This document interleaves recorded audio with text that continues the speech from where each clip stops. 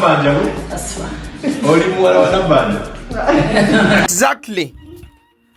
Bakiyita bateche ekigambo. Kale, exactly. Libadde ssanyu ly'amaanyi nnyo nnyini ddala mukwano gwange akamwenyu okucacanca ogenda maaso n'okuba nga waliwo okudigida ate era mukadde ke kamu n'okuba nti baaniriza mwana muwala ono amanyiddwa nga Haffy Powers. Manyi mwana muwala ono erinnya lyalina zibuzibu naddala ku bantu abatagenda nnyo kingere wabula abasinga bamumanyi bumanya ng'omukyala akola wali ku BBS Telefina. Wetwogerera ebya BBS bwebeera chapter mu luzungu tugamba yandibanga eggaddwa.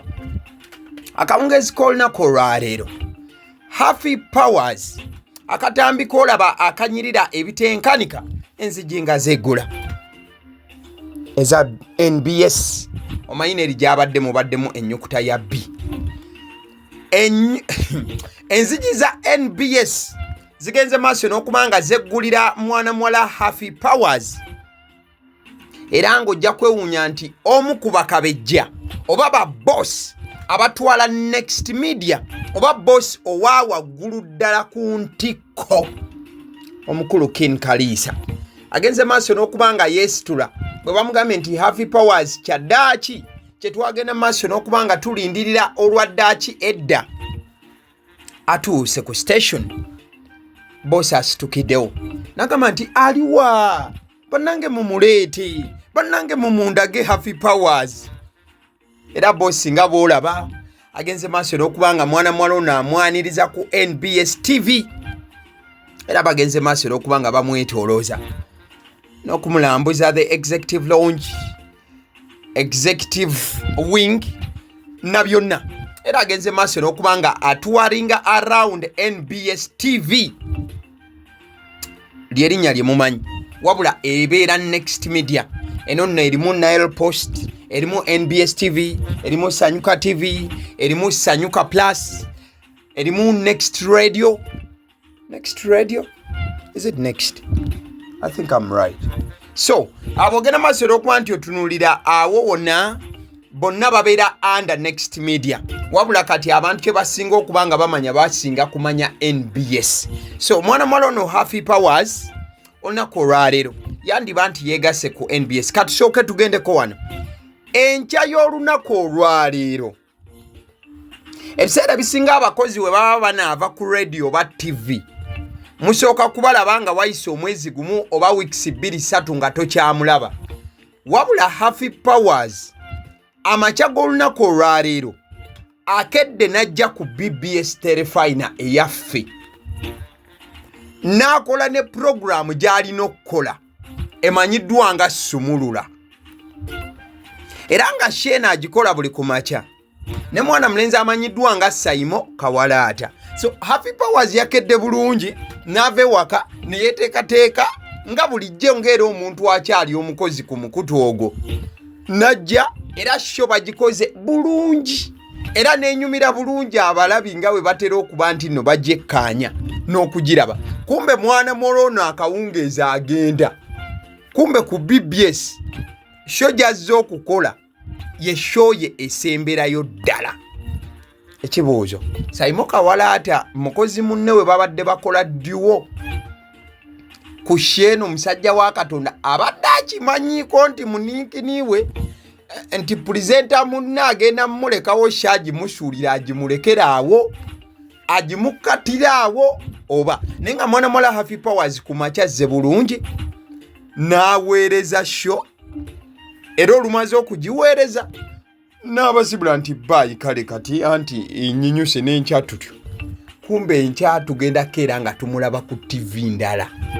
So akawungezi ka leero nga ku makya mwana muwala ono yabadde ku TV eya BBS Telefina gy'abadde akolera ebbanga ndooza Haffy Powers ayinza okuba nga akoledde around 3 years bwewatyo era nga yajja ojja kujjukira nti Haffy Powers okujja ku BBS Telefina yajja kuzibikira kituli oba yajja kudda mu bigere bya Diana Nabatanzi mwabayinza okuba nti n'ensonga mbadde temuzigoberera nnyo mwana muwala ono Haffy Powers ekyamuleeta ku TV eya BBS mu program Sumulula yali azze kuddira Diana Nabatanzi mu bigere.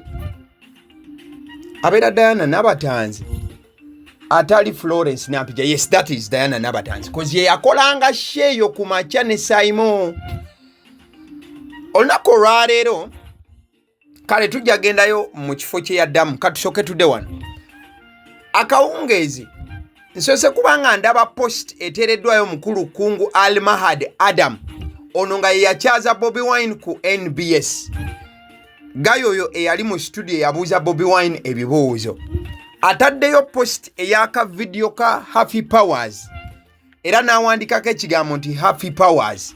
Ye bw'amaze okukiwandiika n'asirika talambuludde, obwiki gentegeddeko nti Haffy Powers ekimututte ku NBS kubeera nga atuulira ddala mu programu y'ono Guy Kungu Al-Mahad Adam kwega yagenda okuba nga amuddira mu bigere, wadde nga ne Kungu abadde yadda mu bigere bya Zambali Blasi omukasa. Awo nawo tugendagendawo. So mbadde kugamba nti ku TV eri ya BBS Terrifying eyaffe mwana ono Haffy Powers abadde yadda mu bigere bya Diana Nabatanzi eyakolanga sheye ya Sumulula ku makya ne mwana mulenzi Saymore Kawalaata. In fact sheeyo ndoza ne Dr. Kwefu yagyegezaamuko.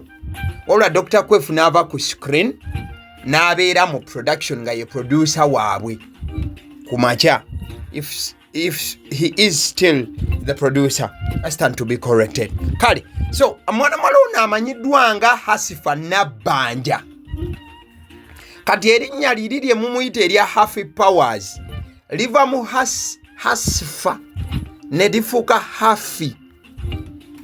Erya Nabbanja ne lisirika ne tuteekawo Powers kubanga amaanyi ageewulira. Kati tubadde tukyali ku bya Adam Al-Mahad Kungu.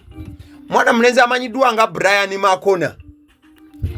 Omanyi naye musajja wa lugambo ddala era yesho gy'akola. N'ateekayo post era n'ateekamu akatambi ka Haffy Powers n'awandika waggulu n'agamba welcome the new barometer presenter Haffy Powers. Nga mwana mulenzi Brian Makona okuviira ddala ku NBS ojja kujjukira ne Brian Makona ogenda maaso okuba nga yeegatta ku NBS ne Sanyuka TV. Mwana mulenzi oyo yava ku TV bagiyita BTM TV era nga nayo yali akola lugambo. NBS negenda maaso n'okuba nga emugamba vaayo.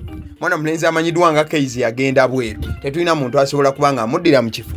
Era Brian Makona yatuulirawo ddala kubanga wekituuka ku bibuuzo akubuuza naawe gwe babuuza n'owulira enkulukuku mu matu nga zigenda maaso n'okuba nga zikuyitamu. So mwana mulenzi Brian Makona n'agenda maaso n'okuba nga confirming nti Haffy Powers kyaddaaki oba straight away yeegasse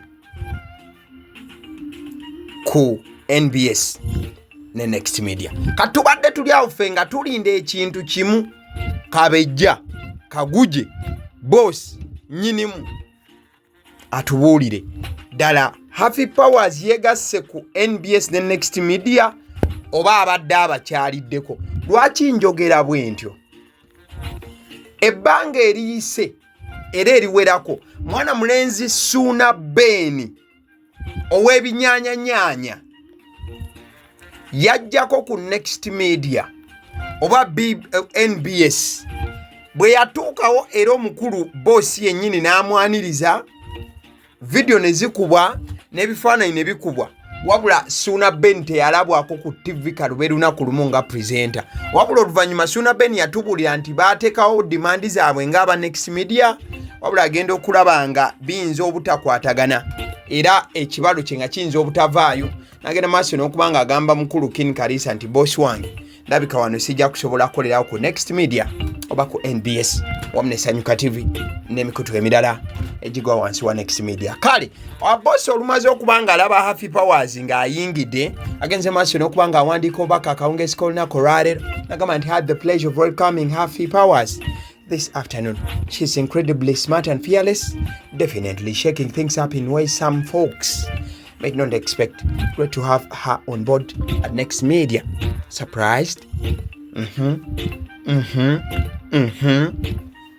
Boss wa NBS era nga nyiniyo omukulu Ken Kalisa agamba nti afunye essanyu ly'amaanyi okubanga ayaniriza Happy Powers era agamba nti omukyala ono ddala wanjawulo mukyala mugezi ate nga tatya agamba nti ekyaddala mwana mwala ono asobola okuba nga anyenyaamuko ku bintu wano nawali okuba nti ategeeza okuba nga abaako byakyusakyusa hiyanda nagamba nti nabwe ekityo musanyufu okuba nti amwaniriza era agamba nti mutidde era mwewuunyiza kati bwe tuvaayoko eyo kati soka tuddeko kantu kano mulabika temwakalaba mwana mwala Happy Powers gye buvuddeko yalaga nti alina crash ku SG Lubongoya wa NUP kati ne gwe bakurashingako naye nagaba bannange ensi ono hiyayamu Happy Powers yali agamba nti bannange nazi kuno omusajja teyabeeranga na mukyalo omu yekka lwaki temumpaayo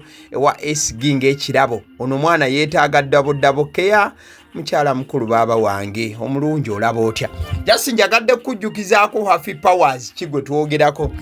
By the way, Happy Powers olwa post eno n'ebirala bangi bagenze maaso n'okuba nti bamwekuusa n'okuba nti bamulaga nti ayina akakwate ne NUP era nti mukyala ayagala nnyo enkyukakyuka era nti mukyala muwagizi nnyo wa Bobi Wine wamu n'ekibiina ki NUP mu buufu obufaananako bwe butyo. Wabula kye tutegeddeko wakati nga bagamba nti mukyala ayagala nnyo NUP Happy Powers program gyagenda okubanga aweereza ku TV eya NBS ye program ya Barometer akaasa mmeme. Program ya Barometer akaasa mmeme ebadde eweerezebwa mwana mulenzi amanyiddwa nga Zambali Blasio Mukasa. Wabula Zambali Blasio Mukasa yagenda maaso n'okubanga asuulawo omulimu olw'ensonga agenda mu byabufuzi. Akafaananyi ako koolaba ke kafaananyi ka Saymore Kawalaata ne Happy Powers nga bwe babadde batambuza emirimu wali ku BBS. Wabula musajja wa Katonda Saymore Kawalaata Maziga Asigadde tegasobola kugenda maaso na kubanga gageraageranyizibwa ali mu gajulujulu agenda maaso n'ogamba naye Happy Powers lwasoliseewo eka musajja wa Katonda talina kyagenda maaso na kubanga akola. Batangamba nti Happy Powers azze mu bigere bya Zambali Blasio Mukasa. Program emanyiddwa nga Barometer akaasa mmeme. Kino kiba kiraga nti Happy Powers akuze era nga yeeyubudde ne sekweyubula yenna. How, when, where, why, what byonna bisobola kubeera bibuuzo. Ekibuuzo kiddibwa mbwe ekiti. Happy Powers abadde aweereza program. By the way, Happy Powers ono yakolako ne ku Galaxy FM zina eyo gye yagenda maaso n'okubanga ava. Kati mbadde nkugamba nti Happy Powers yeeyubudde nnyo okubeera nti agenda kutandika kuweereza program eya Barometer akaasa mmeme. Eno ye program eri ku mutendera ogutunuulirwa abantu era ey'obuvunaanyizibwa ennyo. Si program nga zino ze tukola ez'olugambo kubanga Happy Powers abadde akola program nga ya lugambo ku makya emanyiddwa nga Sumulula. Baddemu ebirala ebikwata ku bulamu here and there but omusingi gwayo gubadde nnyo ku lugambo ne Sserugambo yenna. So mwana mwala aweereddwa program ey'obuvunaanyizibwa ennyo ey'okukyaza bannabyabufuzi ne bakubaganya ebirowoozo mu studio live. So kiraga nti wakati mu kubeera nga alina obwagazi ku NUP n'okubeera nti alina obwagazi mu line ey'ebyobufuzi bw'atandika omukululo guno mu myaka 2 oba 3 mwandiraba Happy Powers ng'akutte olugendo Zambali Blasio Mukasa gwaddidde mu bigere lwe yakutte olw'okubeera nti agenda kwesimbawo nga NUP ku kadi ya NUP nga MP owa Nansana. Mukadde ke kamu Happy Powers bw'agenda mu mukululo guno gwa program eno mwandi mulabanga naye akutte olugendo ng'olwa Nina Rose ali ku kadi oba yagala kadi ya NUP ku side wali ezesembaabule. Mukwano gwange Happy Powers tumwaniriza wali ku NBS ng'asibula BBS kuva azze ku NBS asibudde BBS. Welcome aboard. Ejokuna Farms Company Limited. Enamba zolaba ku screen zinotinge. Bano bakuguza obukoko kuviira ddala ku bw'olunaku olumu. paka ku nkoko ezikulidde eddala basangibwa Ntinda okumpi ne Victory Church. Abasiddiyo omusunsuzi fe information gye tukuwa tetugatta mu byaffe yadde okubaako kye tutoolamu. Yes, nga we biri we tubikuwa like nga video eno.